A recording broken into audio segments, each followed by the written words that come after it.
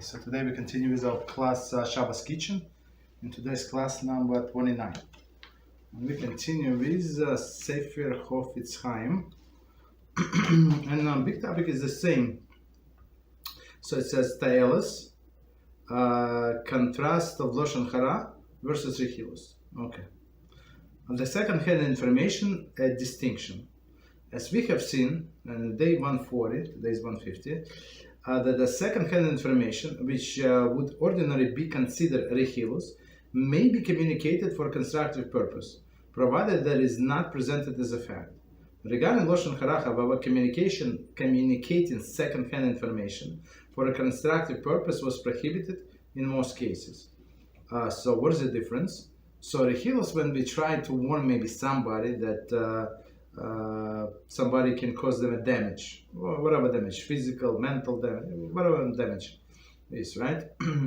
So, and second-hand information meaning what? That I did not hear that, but my cousin told me. So don't take it as a, you say don't take it as a fact. You do your investigation, but that's what they told me. Okay, that would be second-hand information. But Lashon Hara, it's like there is no purpose whatsoever. So in most cases, the second-hand information would be forbidden. Okay, why would it be forbidden? That because you're not allowed to believe yourself. So, of course, you're not allowed to tell others. Okay, let's see 1 second. Okay, good. Continue. The Chofetz Chaim explained that while achieving a positive result on the basis of the first-hand information is justified when there are chances for success, chances for success are minimal. Second-hand information may be used only when one can assume that the intended result will almost certainly be achieved. Okay, so we're going to see example.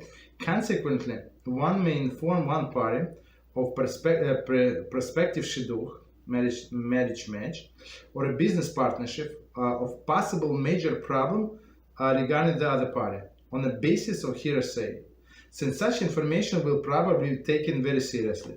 Okay, so somebody is you're proposing a match, right? No, not you. So somebody proposed a match to that lady, and you know that this guy he's drug user. Okay, maybe he's clean for a past 3.5 days, but you have to warn her, right? You say, I did not know. I live in a different neighborhood, but this guy, everybody say that he's a drug addict. So it's your responsibility to go and check whether he is or he's not. But at least you know that this information would be taken seriously. Okay, that's what they mean. For the same reason, one may warn a potential victim of impending damage on the basis of second-hand information.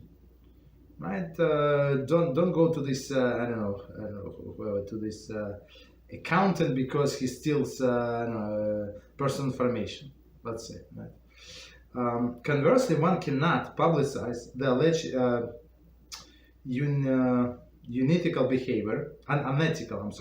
alleged unethical behavior of an individual with the hope that social pressure will encourage him to change his ways or reimburse his victim.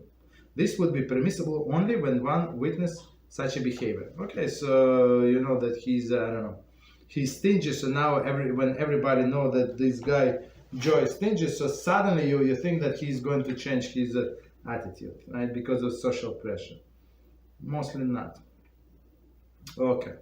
So unless you saw it, I'm not sure. I mean, maybe it's whatever I gave. It's not a good example. I mean,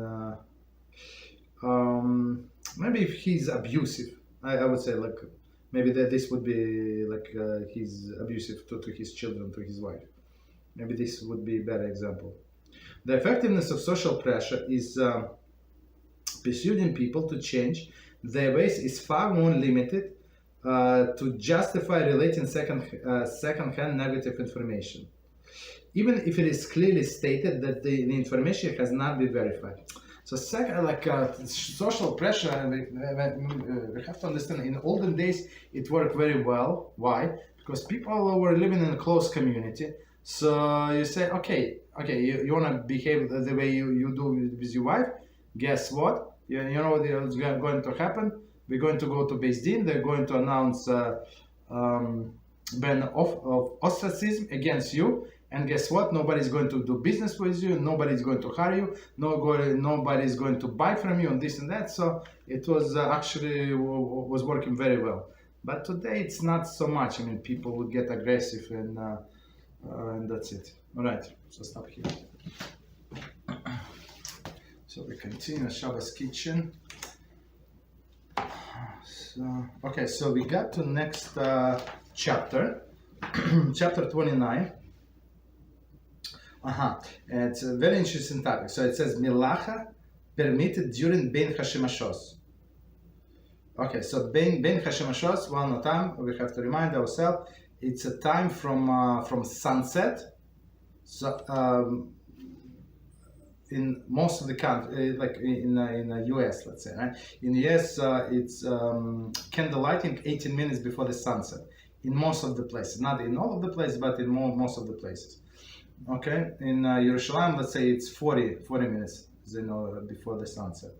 Okay, right. So Bein HaShemashos is from sunset until the nightfall. Until, as we explained before, many people consider nightfall a different time. It's 3 small stars, 3 medium stars, 3 large stars. Okay, so it's the difference between the times, I think, like almost like half an hour between all of these opinions. But anyway, so let's say we go by 45 minutes, 52 minutes, or 72 minutes, it doesn't matter. Okay, so it's from sunset until that time, Bein HaShemashos. Introduction. Shabbos begins at nightfall on Friday night. However, for the halachic purposes, the precise moment at which nightfall occurs are not clearly defined. In the context of astronomy, the phenomenon of nightfall is a process that occurs gradually by degrees, from a sundown until the rays of the sun disappear completely from the sky. So as we all know, and it's one of the kindness of HaShem, right? So if you think about it, I think it says in the Medrash, like why the sunrise is so like gradual, so slow, because otherwise if it like sun would appear from like suddenly, people would get scared, right? People would get blinded by this. Like for example, you sleeping and somebody like suddenly turn on the light, right? So open up the the windows, right? So now all of the light all over like coming at you. Okay, so HaShem did everything in gradually, right? Same is sunrise, same is sunset. So you can prepare. So person know that, especially in the olden days when there were no street lights, so they know, okay, the sunset starts, so I have let's say half an hour to get somewhere. Okay, this period is known as twilight or dusk, is referring to Gemara as Bein HaShemashos, literally between the suns. Since this is the period of halachic uncertainty, certain leniency apply at this time.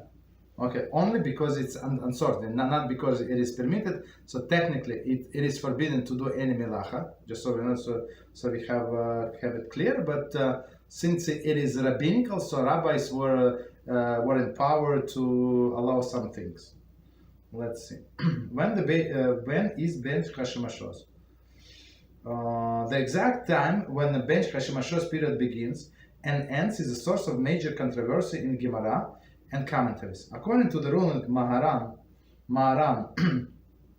Hagaon, Harav Moshe Feinstein Zatzal, in New York City and places with a similar latitude, for example, Pittsburgh, Pennsylvania, Salt Lake City, Utah, Canton, Ohio, the Bein HaShemashos period begins at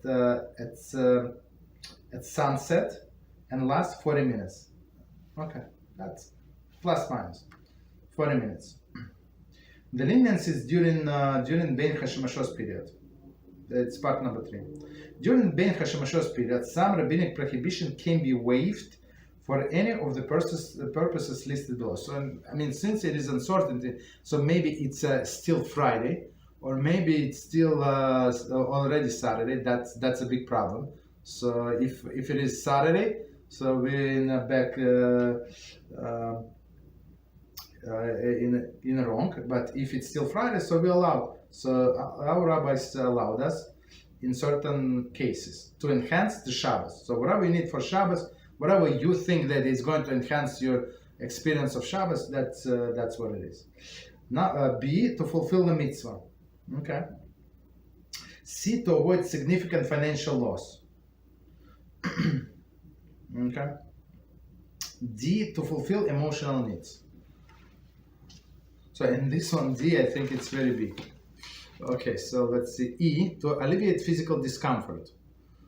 However, one may not initially wait until the Bein HaShemashos period to perform these activities. So, okay, so as we are talking, it's b'diavad, after the fact. So, person, I don't know, got stuck in traffic, didn't know what time is it, somebody was sick, he was taking somebody from the hospital, all of these unusual circumstances, right? Next part, if one already accepted Shabbos. The above does not apply if one accepted Shabbos together with the congregation. Okay, so if, like for example, in summer, many shuls around where I live, they accept Shabbos 7 p.m. So the kids can eat and enjoy actually Friday night meal. Otherwise, if the Shabbos start, let's say, I don't know, 8:30, 9. In some Fridays 9. I mean, kids are tired, like elderly people, like who can stand up, like stay up that late, right? So let's say we pray Mincha and we accept the Shabbos. So we started at Kabbalah Shabbos. Let's say it's 7:25 or so, right? So technically, until there is still a lot of time until sunset. Let's say 7:25. Let's say, I don't know, it's almost 1 hour to the sunset, maybe a little less, right? But we already accepted with congregation. That's the situation. In which case, he is forbidden to perform any rabbinic prohibition. Period. So if we accepted Shabbos with congregation, so it mostly men, of course. Women usually stay home, but if they went to the synagogue, let's say, I mean, young couple that they went to synagogue, no kids, no problem. So she also accepted Shabbos earlier. However, he may instruct a non-Jew to perform Melachah for him at this time, even if he has already accepted Shabbos. See chapter 30, so next one, on instructing non-Jew to do Melachah. Okay, so even though, so it's still before the sunset, okay, we already accepted Shabbos with the congregation, so it's the whole community, or like part of, let's say the whole community, my community that I belong to, accept the Shabbos, I'm together with them, so I can ask non-Jew to do something for me.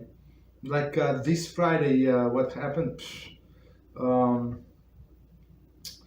The circuit breaker, like there was a problem with air conditioner, so I mean we were almost like almost had to ask non-Jews, but we fixed it like few minutes before the Shabbos started. Few minutes, like I don't know, like 5 minutes before. But otherwise, it would be allowed. We would be allowed to ask non-Jew to fix it for us, no problem. After lighting in candles, woman may perform a rabbinic prohibition during Bein HaShemashos for the reason mentioned above, as long as your husband has not accepted Shabbos together with his congregation. So it's very interesting, and it's, I mean, on one hand, it looks very lenient. On another hand, not in the summer. So let me explain what I mean. So let me read one more time. After lighting the candles, so the woman can light the candles, like let's say in the summer. So if I go to start praying at 7, so she can light the candles 8 whatever candlelight, 8:15, 8:25, right? So sometimes I would come home and my wife would not light candles yet. Right? This is impossible because she was doing whatever she had to do. Right? She was not. It was too early anyway. And still, I would come and still she would light candles even 10 minutes before the candle lighting time.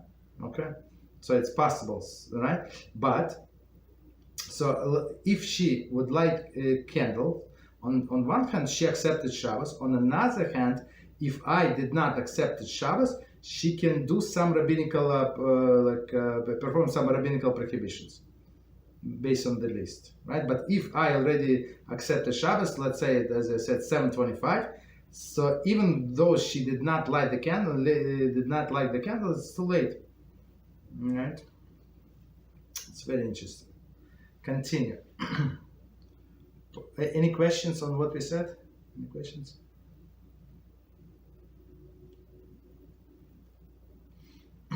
Okay, so we continue practical applications.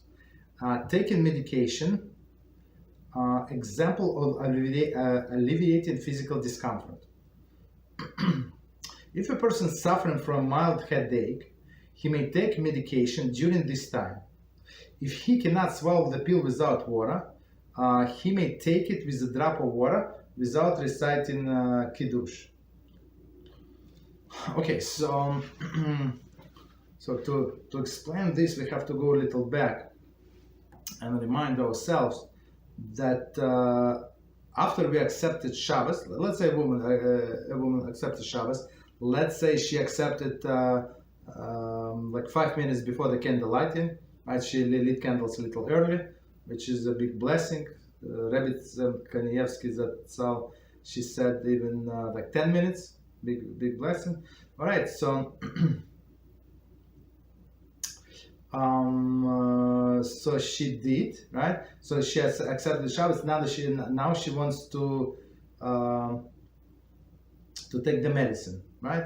But after a woman accepted Shabbos, she's not a woman, like woman, let's say, right? They're not allowed to drink. So I mean, same as men. We're not allowed to drink until after we make Kiddush.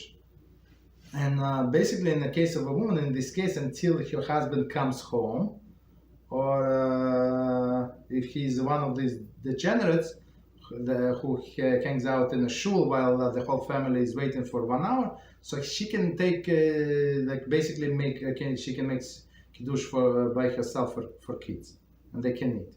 Right? They're not obligated to wait for him.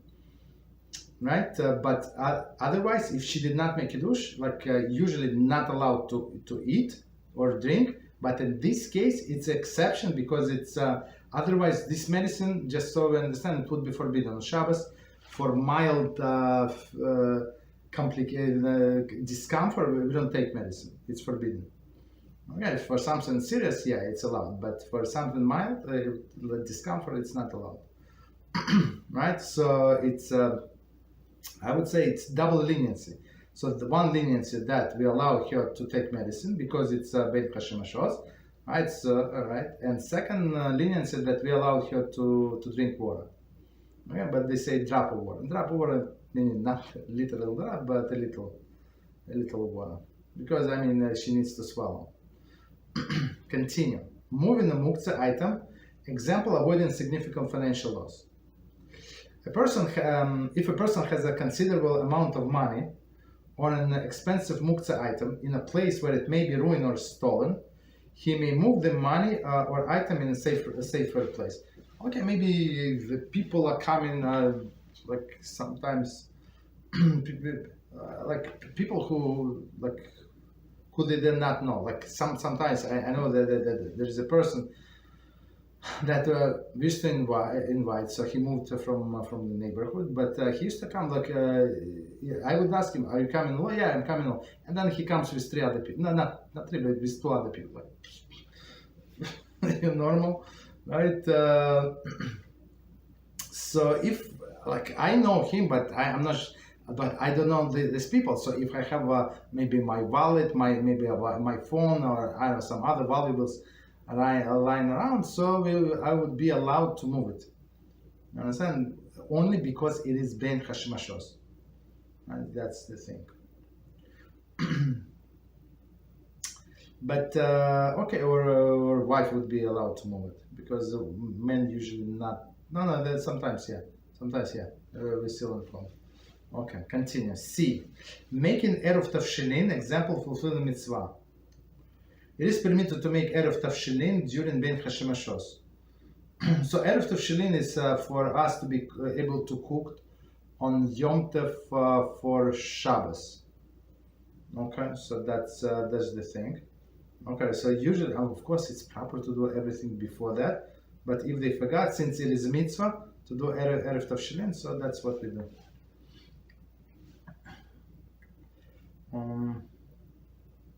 So in this case, I'm not sure, what is it? Erev Tavshilin.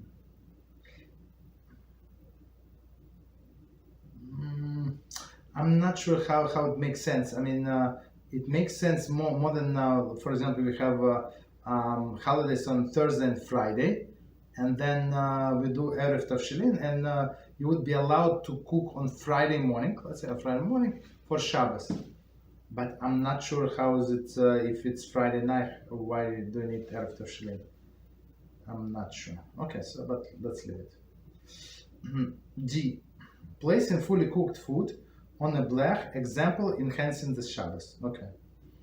If one forgot to place fully cooked food on a blech or on an open flame before Shabbos, okay, see chapter 5 and 6 on the importance of the blech. He may do so during Bein HaShemashos. So let's explain what is the problem here. So the proper way, right? The proper way is if you want to have warm food on Shabbos and you want to warm up on Shabbos, so you can return it only to the blech. And so on the blech, well, what is the blech? It's a metal sheet that covers all of the flames. So you have a cooking top, right, or stove. We put on top this metal sheet. You put inverted vessel, right, like a pot, upside down. On top or a container, some aluminum container, whatever you do. On top you have another pot with your food, and you're allowed to put this food into a refrigerator, right? Let's say on Friday night, and on Shabbos day in the morning you can put it back on a flame that is covered by the blech on inverted vessel. You can put on top, no problem. Of course, if there is no liquid in there. So like, what is the food with no liquid? If you have fried fish, right? Or you have, what do you have, like rice. Okay. There is no liquid in the rice. Or some other things. But if it is soup, so you would not be allowed to put it on the blech.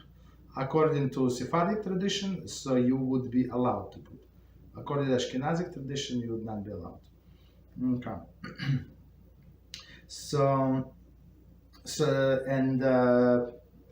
This law is called returning to the blech. Return meaning, when you return, what does it mean? That it was on the blech, you take it out, and then you return it on the blech. So what does it mean? So our sages teach us that everything, if you want to return something, if you want to warm up food on Shabbos day, it must be before Bein HaShemashos, of course. Before Bein HaShemashos, before the candle lighting, before everything, on a blech, even until after you accepted Shabbos. So let's say a woman put everything, food, all of the food, whatever she needs for Shabbos on a blech for I don't know, 3 seconds, not 3 seconds, whatever. She put it on blech. She went to and lit the candles. She said the brachas, she said the blessing, whatever she said. She finished, and that's it. So she can take out, put whatever she does not need into refrigerator, and on a Shabbos day, she would be able to return to the blech and eat warm food. Okay, so here's we say, since it is in enhancing of the Shabbos. So one of the enhancing of the Shabbos is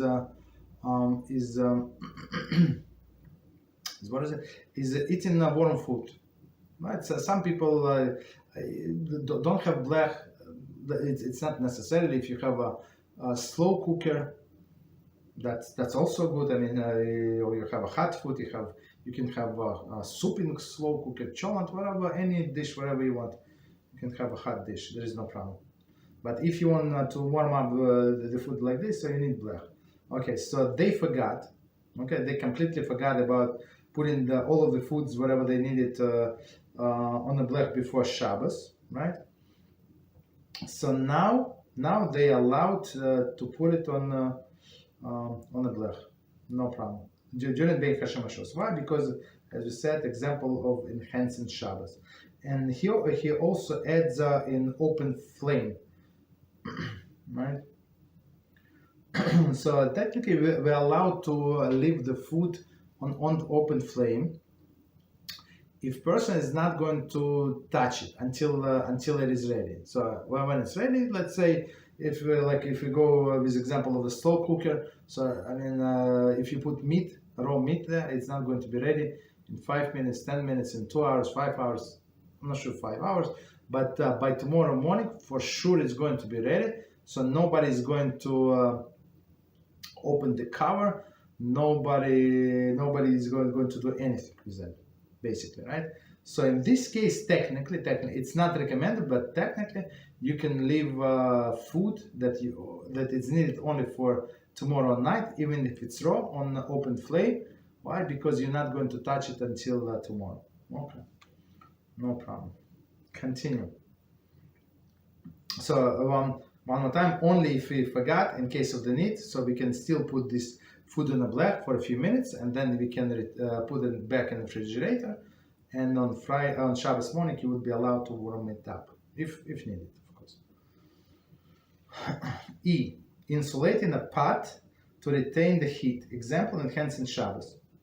During Bein HaShemashos, one may insulate pot with material that retains its heat, maintains its heat, sorry.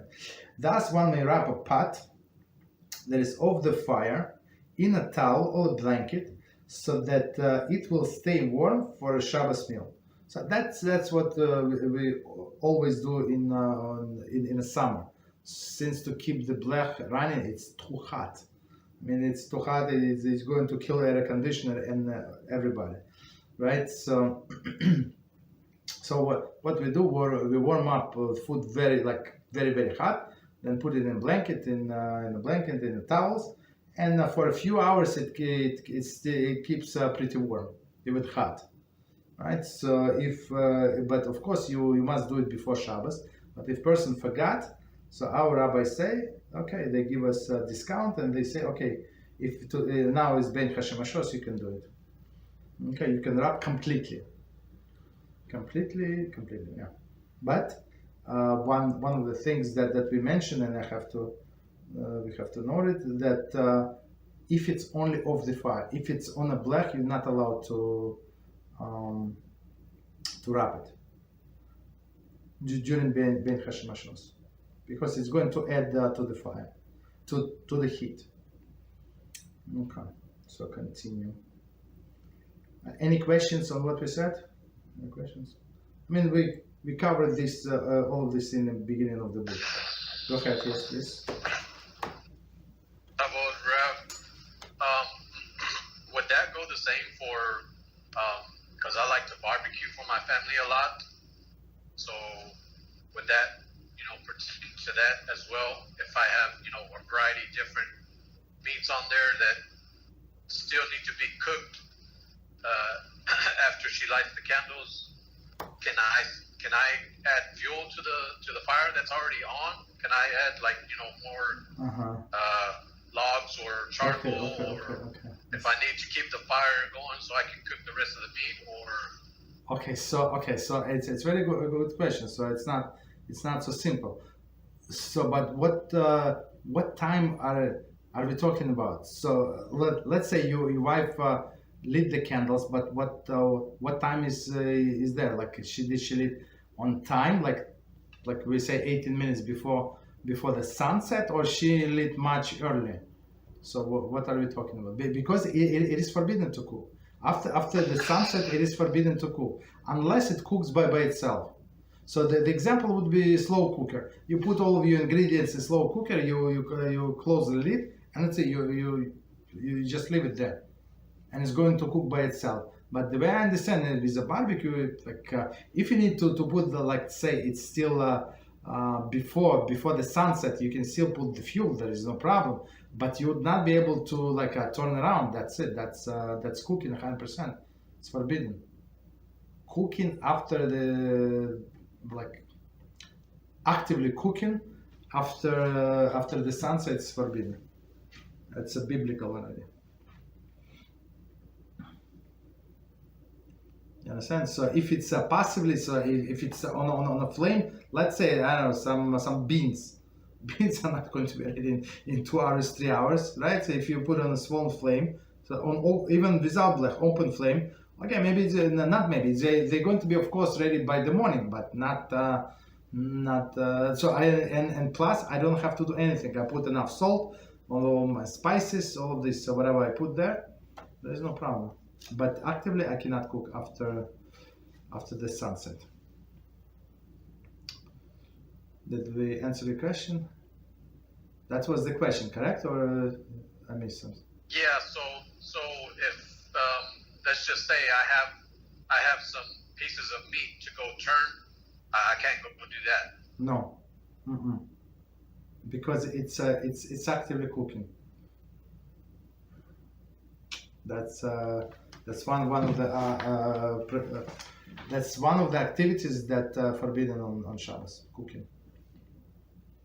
So how do you cook? You add the fire, but so first cook, and then you turn around pieces, right? All these things. Okay, would be forbidden. Any other questions on what we said? Please. I have a question. Go ahead, please. So, what about a piece of bread? Can you put on the oven? This region where I live is very cold, so the oven is not really, it's warm, it's not hot. Okay, so let's describe the cooking. Thank you very much. A good question. So I don't want to take a step back. So cooking with the heat. So it's a definition of cooking is applying heat to any food to change its quality, right? And what kind of heat that can warm up the food up to Yatzaled's bow. Yatzaled's bow when your hand recoils. So if it's a little warm, it's never going to get. You can leave this bread for 100 years. It's not going to get to that temperature. So technically, it's not cooking. You understand? And what if I close the oven door to accelerate the process of making the bread look like toast? No, but but here you're cooking already. I was thinking about like on a top, you put like you have something black or something, and you put a piece of bread, and it's very very warm as you described. That's how I understood. That's maybe. But in winter, still is somewhat cold here, and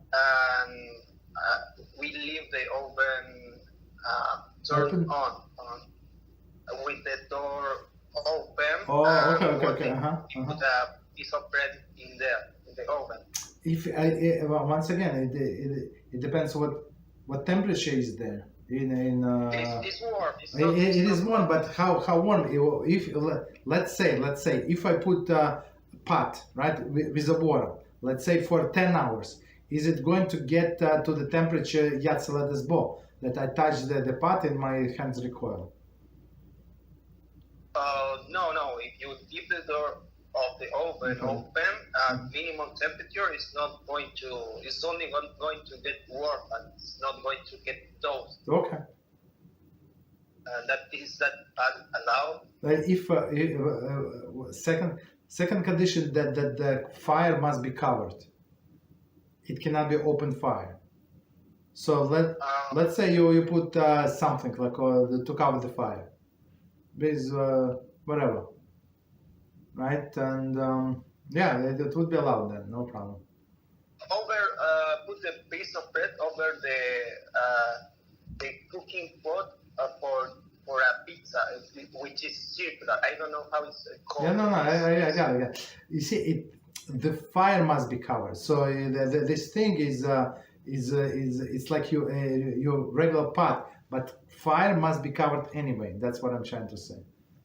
Two separate things. Your dish, whatever you pot, whatever you're cooking, or wherever you put your food on. Let's not use the word cooking. Wherever you put your food on, and it's one thing. And but the fire must be covered. It's a different thing.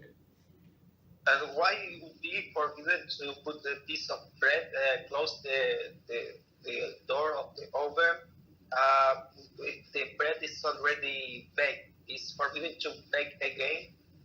No. There is no forbidden to bake it again. It's a good point. There is Is it forbidden to bake again? Let me think. But the bread is No, it's not. It's not. Actually, no. There is no baking after baking. That's why, and there is no cooking after cooking. That's why we're allowed to warm the food, right? Even with a high temperature. So if you would not allow baking after baking, so for example, you have a challah, right? So you have a blech, you have a stove top covered with a blech, and you can put your inverted vessel, whatever is it, and on top you can put your challah like to warm up. There's no problem. You want to eat warm bread, there is no problem. So and in some sense it is baking. It is called baking. So there is no baking after baking, but there is baking after cooking and cooking after baking. And lastly, if the piece of bread is getting toast and carbon is formed on the bread, that will be forbidden? No, that's not the problem. I mean, if the temperature in the oven is not that much, it cannot warm any vessel to this temperature. That's it. So if some changes happen to the bread, there is no problem. Okay. Any other questions? Okay, so just so you know, we have to listen to the beginning of this series, because that's we spend a lot of time discussing these things. But if you have questions, I'd love to answer them. Beezrat HaShem. Okay. So it's later we said, next one, making Eruv Chatzeiros, example fulfilling mitzvah. It is beyond the scope of this Sefer to elaborate on Halachos Eruv Chatzeiros. Briefly, it is forbidden to carry even a full-fledged Rishus Hayachid if different families share the common area, such as communal courtyard or hallway in apartment building. It is permitted, however, to make Eruv Chatzeiros, which would enable such a carrying during the Bein HaShemashos period. One should consult halakhic authorities for a guidance to make it Eruv Chatzeiros. Okay, so I'm going to explain only briefly because it has nothing to do with what we want. So Eruv, as we know, one of the forbidden activities on Shabbos, we're not allowed to carry. Like what does it mean?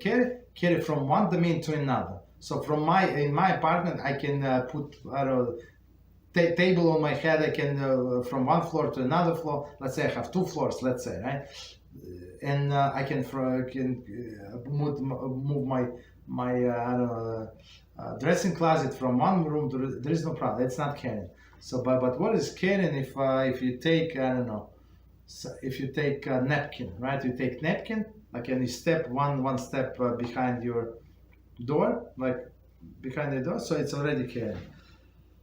And carrying even applies when you have, like, let's say you live in an apartment building, right? And you have a common hallway, and you have a neighbor. So this is my door, this is his door. So I want to visit him, but I cannot bring the bottle of wine or challah, whatever we cooked.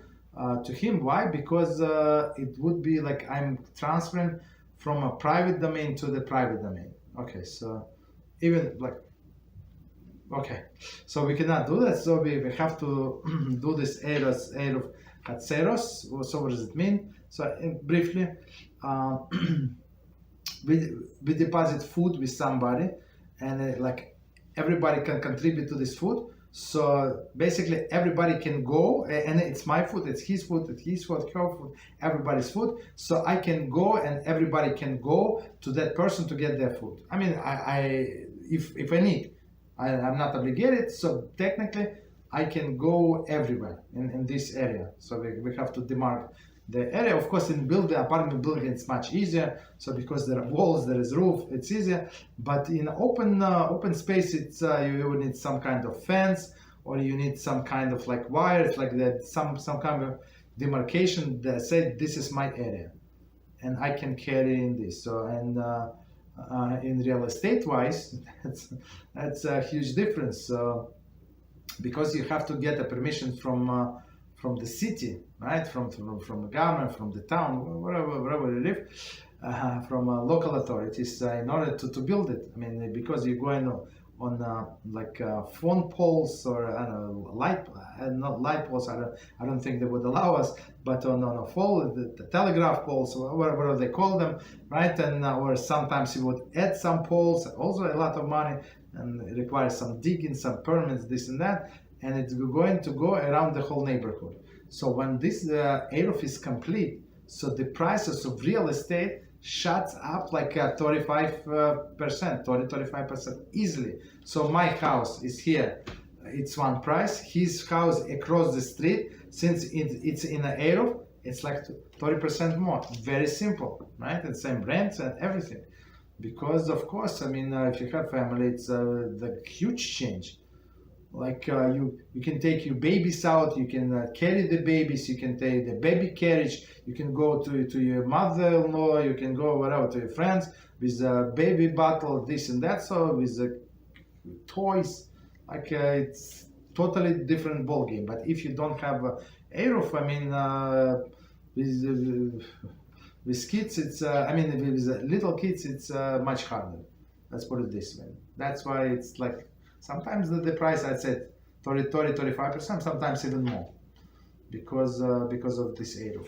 Okay, so and since it is like common need for many people, Shabbos need. So she wants to visit our family, we want to visit her family, stuff like that. So we would allow to do it on Bein HaShemashos. Okay, so continue. Any questions on what we said? Okay, chapter number 30. Instructing a non-Jew to do Melachah.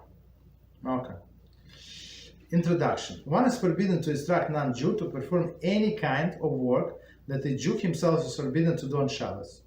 This prohibition is known as Amira Le'akum. Instructing a non-Jew. For a lengthy discussion of this Halachos, see the sanctity of Shabbos. So it's Beezrat HaShem, I'm planning to cover this also in all of the details, but of course not in this book. In this chapter, we will focus on Halachos of Amira Le'akum that apply to non-Jews performing action relating to kitchen. Okay, so first thing, we're not allowed, so I'm not allowed to ask non-Jew to do any melacha for me. Whatever is not permitted to me, I cannot ask him to do it for me. So there is few exceptions, but basically that's a general rule. So I cannot cook, so I cannot ask him to cook.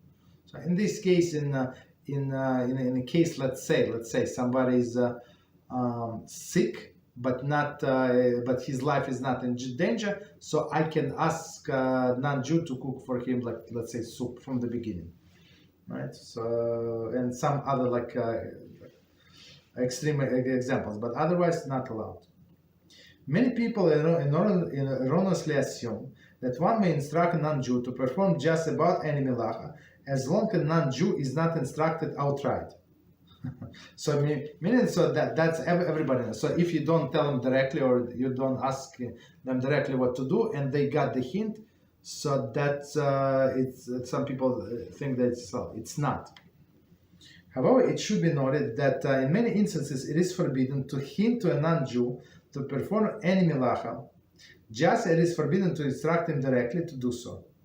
So, and we're going to see like in indirect way, not indirect way, it would be forbidden. It is important to familiarize yourself with these halachas. When in doubt, a Rav should be consulted. Okay, if you have a Rav that you can go to on Shabbos and ask him, but otherwise it's better to learn of these halachas and you use them only in extreme necessity. Like if you don't need it, if you can go without it, just let it go. So part number 2, refrigerator light. And Jew is not allowed to open a refrigerator or a freezer door on Shabbos if this will cause the light to go on. This is considered psikration, right?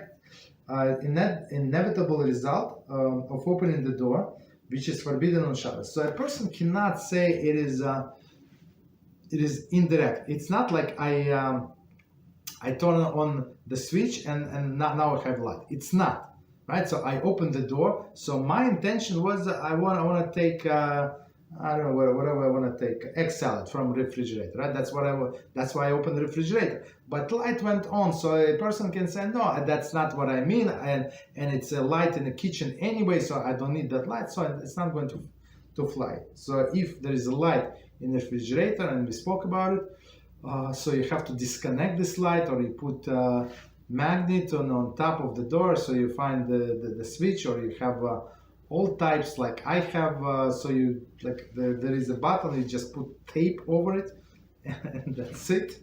The simple solution. Or you just screw out the light bulb, whatever works for you. But if you know that the light is there and you forgot, let's say, like in my case, we always every week we put a fresh tape.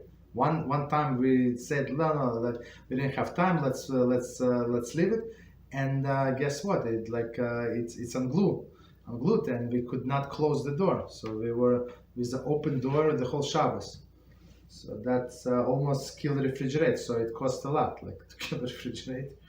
So very interesting. So meaning what? One more time. If the light is on, you know the light is on. You did not take care of the light. It's not allowed to open the door, but you can ask non-Jew to do it for you.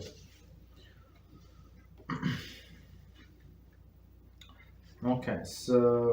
Before Shabbos, one should make sure to deactivate the light, so it will not go on when the door is open. Okay, we explained that. In the event that one forgot to deactivate the light in the fridge, he may directly ask a non-Jew to open the door.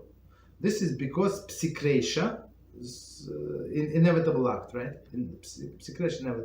Inevitable meaning that it's going to happen for sure, is permitted when performed by a non-Jew. So it's not like turning on the light. It's he opens the door and the light's going on. So it's psikration. The non-Jew may also be asked directly to close the door, because the resultant Melachah extinguishes the light is also merely psikration. So you ask him to open the door. Let's say, please, give me 1 second. You take whatever you need from refrigerator, and he can close. If food that is essential on Shabbos meal will remain in the refrigerator after it is closed, a non-Jew may be asked to deactivate the light. Right? If A, he will not be available to open the refrigerator door at later time. I mean, if you ask your neighbor, I mean, how this very nice lady did you a favor, so how many times are you going to ask her? Right? You crazy Jew, right? Ask once, right? Ask her to screw off the light bulb. But I mean, if you can ask multiple times, that's, of course, it is preferable. B, there are no other way to preserve the food. For example, moving it to another refrigerator. So some people have 2 refrigerators, let's say, I don't know, and in that refrigerator, second one, let's say in the basement, I don't know, whatever they have, there's no light at all. It's broken, the light is broken. Okay, no problem. So take this non-Jew open refrigerator for you, take whatever you need for Shabbos, move to another refrigerator. That's, I mean, even better solution. If possible, one should hint a non-Jew to deactivate the light and not ask him directly. So if possible, I mean, in some refrigerator you have to unscrew it. So it's not so easy. One of my students said, no, I cannot take out the light. So what do you mean? It should be some way, maybe underneath you have to stick your hands. She said, no. Okay, and when I came to his house, I'm not sure how do they expect to replace the light. You have to take the whole panel, side panel. I'm not sure what they've been thinking, these inventors, but designers. But I don't know. It was so we could not take it basically. could not take the light, but we found the other way. Okay, continue. Any questions on what we said? No. Okay. Continue. Yeah, go ahead. Please go ahead. We have like the double doors. Yes. One side for the fridge and one side for the freezer.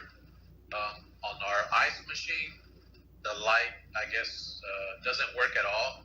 Are we still allowed to use the ice machine to dispense ice from there? Or? Okay, that's okay. All right. Thank you for asking this question. So I also have light machine. So, but when I touch, when I press the button, so everything that is going on there is a mechanical process. So you're not doing anything on one hand, right? On one hand, there is no problem. The two possible issues with this ice. So one possible issue with, let's say you already said your light is not working. Let's say my light is working, I would not be allowed to do that. And second issue is, and it's the biggest issue, and I think many people do not even realize, right? So you have this ice bin, right? If you open this door, you have ice bin, and on top you have a sensor. The sensor like this metal thingy, right? Like laying on top of the ice. So when it's making the ice, so this thing is like going up, the sensor going up, and at one point when this the ice bin is full, it shuts off the thing. And when it take too much ice, let's say manually, right? So it goes down and it starts making ice. So of course it is indirectly, but it happens when you need a lot of ice. And it's happened. So make sure if you want to use ice on Shabbos, so the ice maker is off completely. So this sensor would not mean anything. So it doesn't matter. You have a lot of ice, a little ice. You took all of the possible ice from your machine is not going to start making the ice. So the second issue. So in most of the cases, so you already say your light is broken, but for other people, so make sure that you close the light, like a shutter of the light in a freezer also. So that's what we have. We have tape in all models, right? We have tape over the regular door and a tape over the freezer door, just in case we need ice. And ice, we open the ice bin. Of course, it's always off. And we take it with our hand and put whatever in a cup, whatever we put in a glass. Understand? That's the thing. So gotta be very, very careful with that. And so it's good idea. So what we do, we're making ice on Sunday. So on Sunday we turn off, the turn on. One is full, so we make sure to turn off. So it stays in off position, so it would not start making you ice on Shabbos suddenly. Okay. Any questions on what we said? I have Yes, some questions about that. It would be forbidden to operate electric breaker that is not working on Shabbos. But what are you going to achieve if it's not working? Like, what are you going to achieve? Because I read somewhere that in the past the Melachah of using electric on Shabbos was not really very established until recent times. So Yes. would be still a Melachah of building to operate that electric breaker that is not working? That is not working? No, there is Yes. there is no building because you did not achieve any result, but it would be forbidden. Like if for example you have a timer, like in the outlet, and you connect this electric appliance to your timer, right? So and your electric appliance was off. So even if timer was on, let's say it's supposed to go on at 9 a.m. whatever appliance is it, right? 9 a.m. But your appliance is off, so it's it's not going to do anything. So you in this case, you would be forbidden to turn off this appliance, to turn on this appliance, let's say 8 a.m. before the timer. But otherwise, if it's not connected, there is no problem. It's not a building. Building meaning that when we say building, just those who did not learn with that in that class, building, it's according to Hazanish that you build a circuit, right? Circuit, so it was broken, right? And then you close it. Now it's like you build it. Okay. One of the prohibitions. Good questions. Okay. Okay, so part number 3, washing dishes. A for Shabbos use. So I mean we discussed it, but now I know it's about non-Jew. It's very interesting. It is permitted to instruct non-Jew directly to wash dishes with a hot water on Shabbos. Additionally, non-Jew may choose to use sponge. See chapter 22 on washing and drying dishes. Since it can technically wash the dishes in permitted manner, and using the sponge merely makes the job easier, dishwashers, however, may not be used. So technically, what it says here that you can ask non-Jew to wash the dishes, but I'm not sure why he's instructing him to use with the hot water. You just ask this person to wash for you 3 plates, let's say, for tomorrow. So of course this person does not care. I mean, it's not like he does not care. I mean, that's how he usually washes the dishes, with the hot water, with the soap, with a sponge. That's a normal way of washing dishes. So of course, I mean, he's doing basically for himself. You're not asking. Like, technically, are you allowed to wash dishes on Shabbos? As we said, yes. If you wash without sponge, with very liquidy soap, right, and with a cold water or water that was warm up on Shabbos, there is no problem. You can wash it. Okay. So since technically you would be allowed to wash it yourself, but you can ask non-Jew directly, and he can do any way he wants, even with hot water and even with a sponge. That's not what you ask him to do. Okay. Continue. So, okay, B. The post-Shabbos use. One may not instruct a non-Jew to wash dishes that will not be needed for anymore for Shabbos. See chapter 31, so it's next one. On preparing for a weekday. In the event that a non-Jew will not be available to wash the dishes after Shabbos, and it will be extremely difficult for a woman of the house to wash them, for example, she is not feeling well or she is pregnant, I don't know. Right? It is permitted to ask a non-Jew to wash them for her. However, it is preferable as instructed given before Shabbos. Okay, so even though when we're going to learn this halachos in detail, so we're going to say it does not make any difference. So I asked this non-Jew on Shabbos or after or during the Shabbos. I mean, it's absolutely irrelevant. It's like some people think just because I ask him on Wednesday to do something for me on Shabbos, that's allowed. It's not allowed. Okay. So let's see. Okay, so let's do another one and we stop. Cleaning a dirty floor on or surface. It is permitted to instruct non-Jew to wash a dirty floor or clean a dirty counter. This is true even though the non-Jew will do it in forbidden manner. For example, you use the mop or squeeze the liquid out of the cloth. See chapter 24 on cleaning and wiping dirty surfaces and spills. Provided that a Jew does not instruct him to do it in the forbidden manner, this is permitted because a Jew can technically accomplish this act in permissible manner. A non-Jew may choose to clean however he wants to. Okay, so let's try to understand.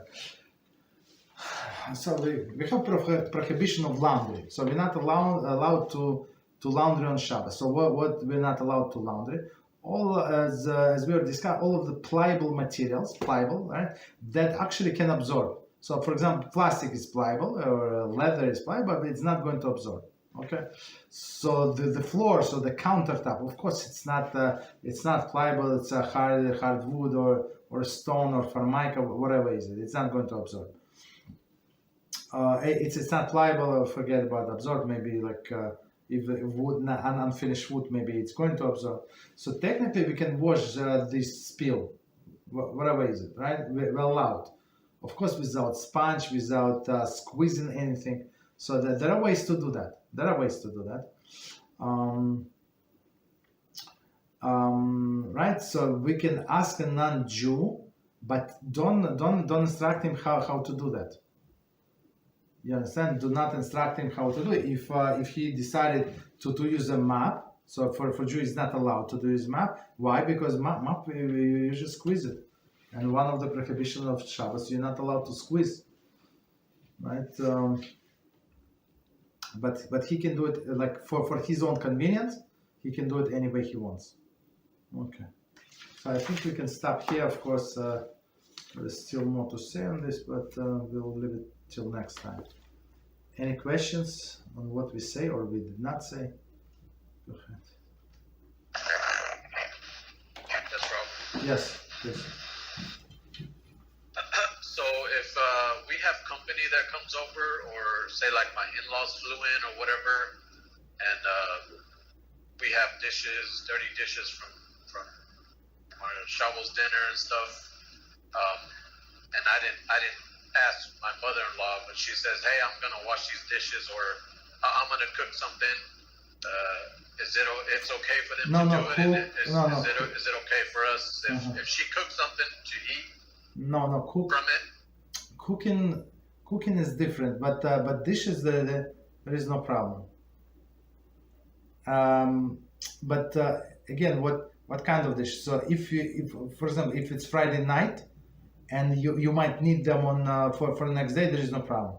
As we explained in that chapter when we're talking about washing the dishes. So even if you need one plate, but you let's say your wife not sure what plate she would need tomorrow, so I mean you're allowed to technically to wash all of the plates, even though they're the same, and even though you have 7 extra plates ready. You understand? So it's not Jewish. So if she wants to wash and you keep quiet, there is no problem.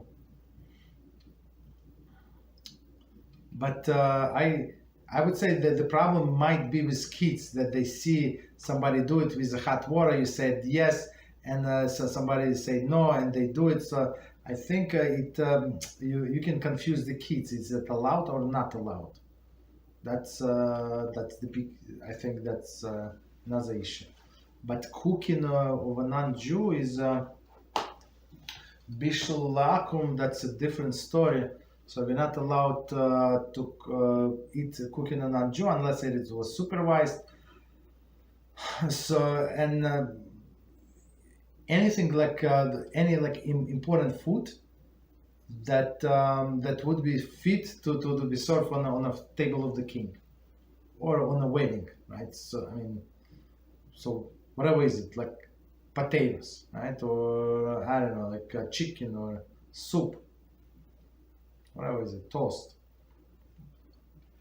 So this I mean it's a separate issue, but let's stick to the simple dishes. Yeah, there is no problem. Just keep quiet. That's it. Okay, go ahead, please. One more, please. We for Shabbos, if say my little girl, she wants to go for a walk and there's a park or something, and she wants to go play on the swings and what have you, she's allowed to do that? Yes? Yeah, there's no problem. I mean, there is no problem whatsoever. Absolutely no problem. So the only issue, as we said, since there is no carrying, so she cannot take any toys with her, right? But otherwise she can go and play. There's no problem.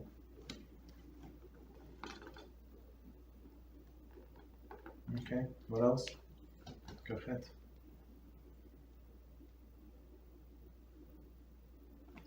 Any other questions? Or yeah, go ahead. Yeah. I have one. Please. Two. Okay, go So, ahead. Tavshilin, it's based on a change for the day change. Is based on weekday or so the question is the prohibition of preparing things on Yom Tov based on the change of day or based specifically on preparing for weekdays? Would be Eruv Tavshilin not mandatory if the next step is a Shabbos? No. Okay. I apologize. Maybe I missed it. Now, this Erev Tavshilin is specifically for Shabbos.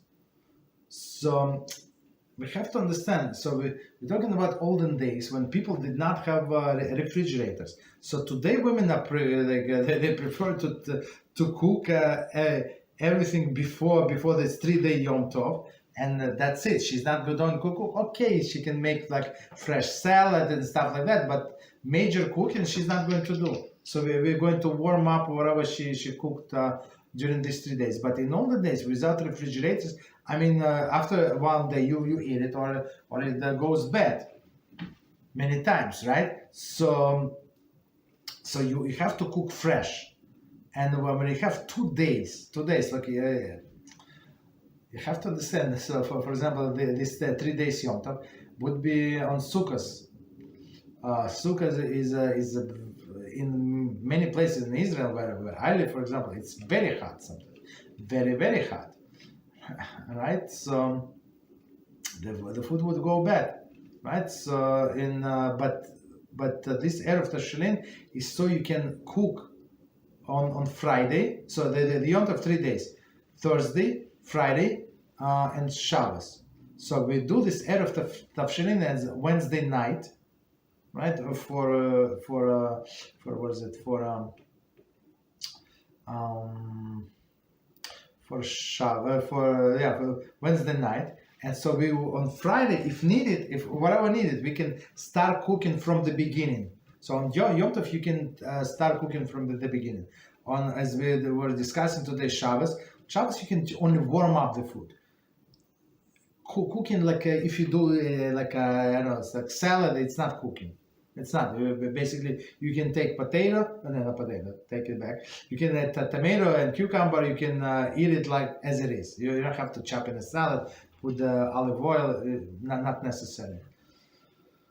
Right? But cooking is absolutely forbidden on Shabbos. But on Yom Tov, cooking is allowed.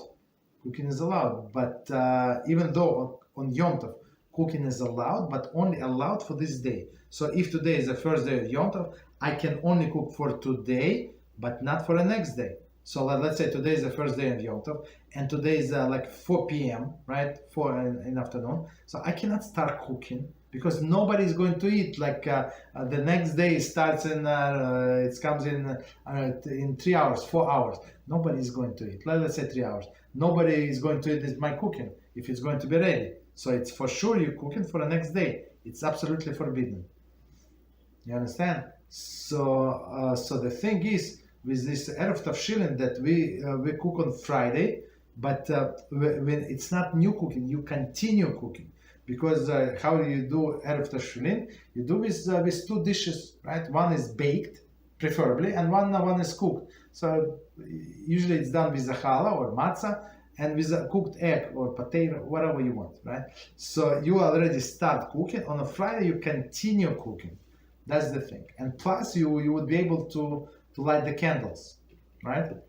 To light the candles. Otherwise, you're not allowed to candles for Shabbos. How are you allowed to light the candles? On Shabbos, you're not allowed to light.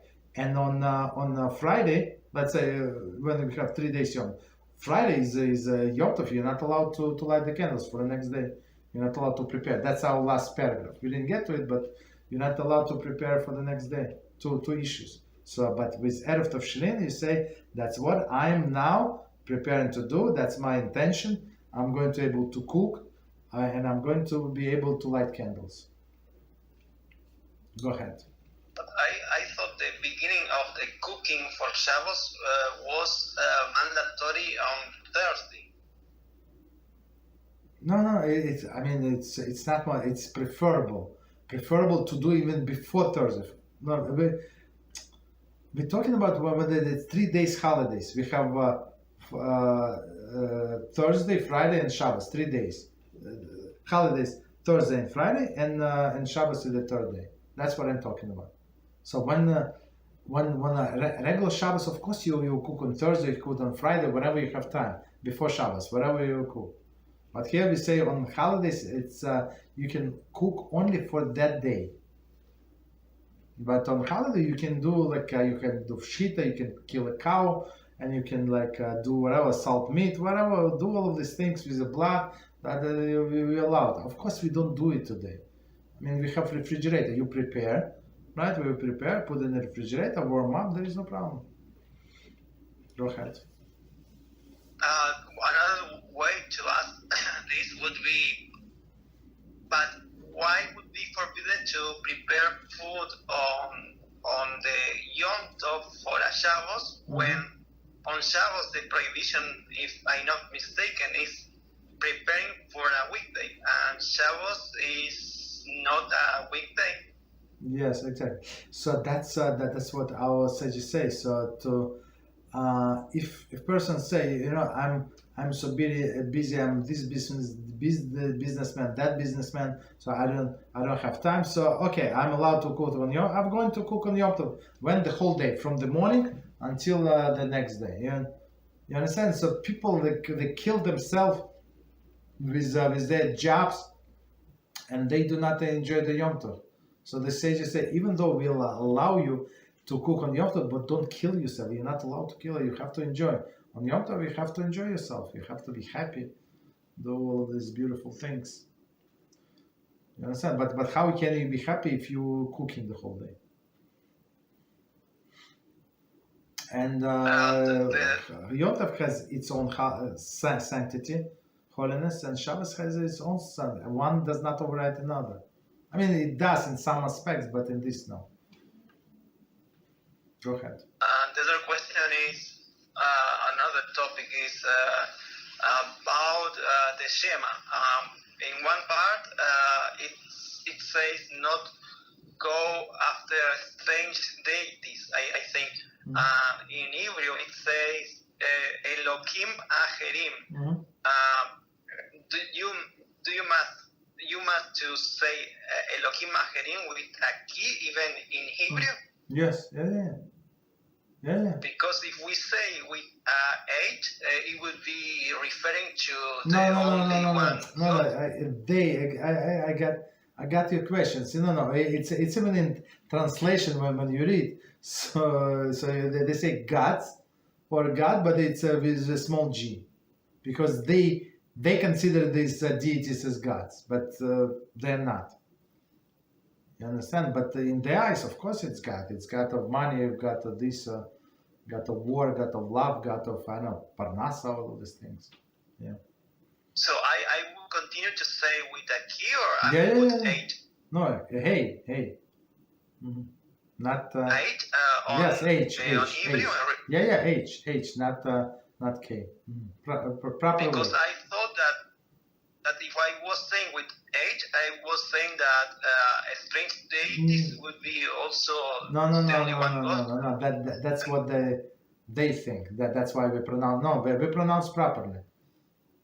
Mm-hmm. Okay, thank you. You're welcome. Any other questions? Any topic? Go ahead. Just one more, Rav. As far as men, how stringent do we have to be as far as like getting groomed? I myself like to be well groomed. As far as getting haircuts, I know certain places you can't, we're not supposed to cut corners and stuff like that. And do we have to go to a Jewish barber, or can we go to like a regular barber? No, regular barber. No preference. Okay, so about grooming for men, there is one prohibition, loyal bash. So what I mean, don't do like women do, whatever they do, right? Whatever they do, whatever things they do, they take care of their nails, they shave under the armpits. So men don't do that, right? In a grooming, so when I take haircut, so like whatever hairstyle you have, so make sure that here on front you don't have a lot of hair, right? Why? Because it might be separation between tefillin and the skin. So hairs, like natural short hair, there is no problem. Right, so first of all, we don't wear long hairs. There is a thing that that it says, do not cut the corners of your head. So that's why we live here. So we don't like cut very high. Some people shave. There is no problem with shaving. Let's say for men, whoever wants to shave, just make sure that you got a kosher shaver. So if you can go, there's, I think there's a website, koshershaver.com, or go to any Jewish website like Eichler's, not Eichler, I take it back. There's Buzz, I think, I'm not sure what is the second word. It's famous here in Borough Park that sells electronics, all of the things. So, and there you can see, you can buy from them, you can buy from Amazon, like kosher shaver. What is the difference between kosher electric shaver, right? Between kosher and not kosher, that it does not have leaf and cut technology. Leaf and cut, it's like pulls the hair and then cut it. So it's absolutely forbidden. It's like a razor. So you see, when men are using the shavers and they clean shave, so they use this fancy schmancy, right? So the problem is with some men who are trying to get close, and I see I have, unfortunately, this neighbor who does it. So he shaves with a razor, like completely like head. He started losing his hair for a long time, and I told him, of course he ignored me, not of course, but unfortunately he ignored me. But I mean, of course it looks better, presentable, this and that. But I told him you have to use a kosher shave on your head, and I saw in advertisement like 3 heads, like super duper whatever, so you can shave yourself. There is no problem, but of course it's nothing like a razor. And the one who shaves with a razor, of course he commits 5 prohibitions, because there are 5 places that you're not allowed to shave. So I think it's here when the bones meet, right? Some here and here. There are different opinions, but that doesn't make any difference. That's why some Jews, they wear beards. Other Kabbalistic reasons, but it's not necessary. So if you want to like shave with that, there is no problem. What else about barber? So technically, so make sure that he does not cut like here the temples very hard. Just keep it a little lower, and that's it. So of course you don't need paste, you don't need anything. Just make that he does not like shave very high. So there is no problem with shaving your neck. There is no problem whatsoever. But there is a problem with shaving your face. So sometimes they would like take care of like small details. That's absolutely not allowed. So, but if you get yourself like a trimmer, you can do all of these things yourself. Okay. Did they answer your questions, or you had something else in mind? Yes, that works. Thank you. You're welcome. Okay. Any other questions? Rabbi, I have a question. After you're talking about taking medication, I missed. So I have a lot of background noise. If you have a window open, can you close the window or something? If you're in the car. Can you hear me better now? A little better, yeah, but it's okay. Okay, so back when you were talking about taking medication, what was the conditions? What was it, Shabbos that you can't take medication, or only serious medications, not light medications? You mentioned there was a time when you could take medications and when you can't. Could you re-explain that just real briefly? Okay, it's a good question. It's not the easy one, just so good question. So why? First of all, let's ask why? What is the problem with medication? Like I'm allowed to take food, right? What was the problem with medication? So our sages say, so in olden days, how would we do medications? So you go to the pharmacy, and the guy would grind these herbs, whatever minerals, whatever, and mix it for you. Like they have this beautiful scales, and like tiny scales, and they would mix for you like this powder, give to you, and you would eat, right? So in order not to grind things, one of the prohibitions on Shabbos, we're not allowed to grind. So how did it start? We were grinding herbs for what? For making dye. For making dye for a Mishkan tabernacle in what is it? In a desert, right? So one of the prohibition is to grind things. Of course, I'm not going to grind my pills I get in a bottle. I just swallow them and that's it. But you see, with us, we don't play with what sages say. So many things, as if you read last week parasha, right? So you would see like HaShem said, you just follow my commandments, my statute, my ordinances, and it's going to be good for you. So, and there is no explanation as I just gave you because of this, because we grind herbs on Shabbos, or on Shabbos in a desert to make the dye. HaShem said, no, you just follow whatever I say, and it's going to be good for you. So, and our sages say, of course, like later generation of the sages, when all of us buying like medicine, like over the counter or prescription medicine, nobody's going to grind. Maybe some like people who know that all of this naturopaths, whatever, that they can do it themselves. I have no idea. Like I just buy the pills and that's it. You understand? So even though like maybe this condition is not going to apply to 99.999% of the people, so since there is still something like hidden that we do not know, we keep all of these prohibitions. But since it was rabbinic to begin with, right, the medicine, so in certain case they gave us leniency.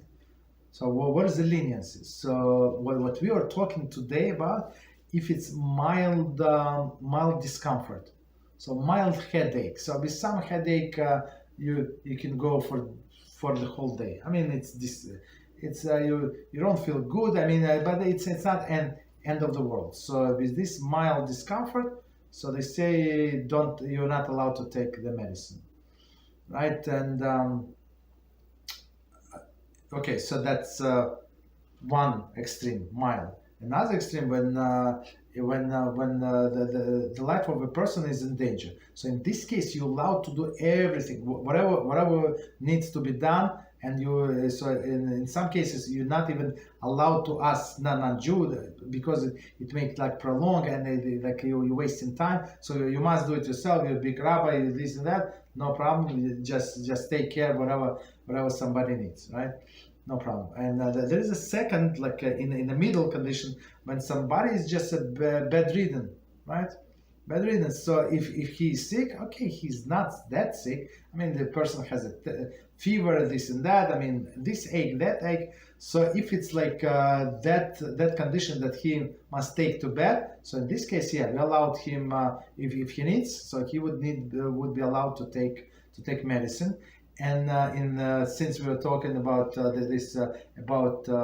asking non-Jew, so we would be allowed to ask non-Jew to cook for this intermediate condition. So for the third condition, when somebody's life is in danger, even Jews can cook. So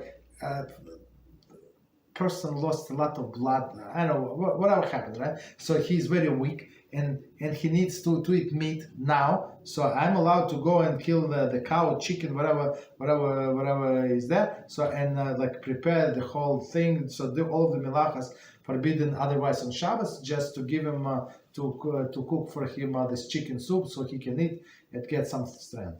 So, but second condition, when somebody is bedridden but there is no life danger, I'm not allowed to cook for him. I mean, of course, I'm allowed to give him the food that is prepared for Shabbos, but to cook is not. So, but in that case, you're allowed to give him medicine, and you're allowed to ask a non-Jew to go and buy medicine for him. Right? So, for example, you order the medicine, but you forgot to pick up. Right? So you can ask this non-Jew to go to pharmacy and get the medicine. There is no problem. For children, depends on their like physical development, right? So usually up to the age like 4 or 5, when they're very weak and they can get sick very easily. So they in the first condition, right? That a person whose life is in danger. Okay, so for them there are many exceptions, right? So, for example, if it's cold in a room, right? So I would be allowed to ask this non-Jew to turn off the air conditioner because this child gets sick, right? Or elderly people, they're also very weak, very fragile. So for them, it's like they're always in this state of danger. But for other people, so it's not allowed. So I mean, if I have a mild headache, or I don't know, I have my hand hurts, leg hurts, so I'm not allowed to do all of these things. And even cream, so this is a problem. Another with applying some ointments, some creams. That's a different issue. So if it's not such a severe condition, so you're not allowed to apply it also, because it's also medicine. Understand? So it's all the same thing. Okay. Did we answer the question, or that's what we meant, or no?